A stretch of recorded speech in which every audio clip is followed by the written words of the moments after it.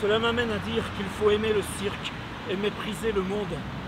Une énorme bête remontée des époques diluviennes se pose pesamment sur les villes.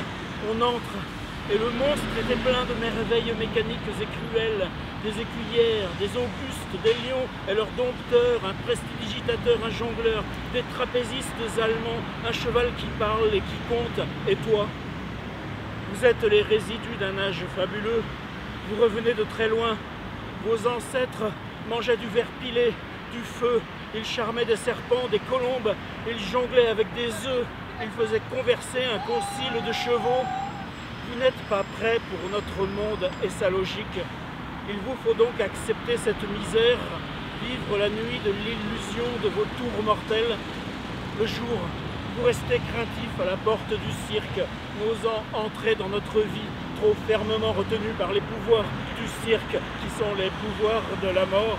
Ne quittez jamais ce ventre énorme de toile.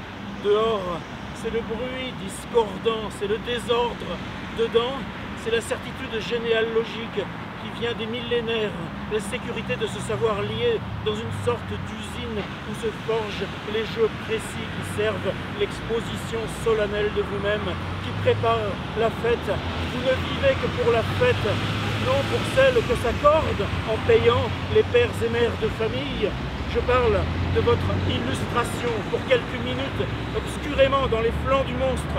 Vous avez compris que chacun de nous doit tendre à cela, tâcher d'apparaître à soi-même dans son apothéose.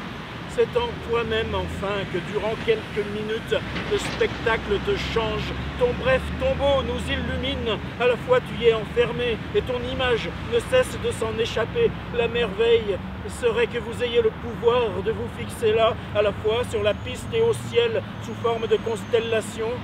Ce privilège est réservé à peu de héros. Mais 10 secondes, est-ce peu? Vous scintillez lors de ton entraînement. Ne te désole pas d'avoir oublié ton adresse. Tu commences par montrer beaucoup d'habileté, mais il faut que d'ici peu, tu désespères du fil, des sauts, du cirque, de la danse. Tu connaîtras une période amère, une sorte d'enfer. Et c'est après ce passage par la forêt obscure que tu ressurgiras maître de ton art. C'est un des plus émouvants mystères que celui-là. Après une période brillante, tout artiste aura traversé une désespérante contrée, risquant de perdre sa raison et sa maîtrise. S'il sort vainqueur, Jean Genet, le funambule, mettrait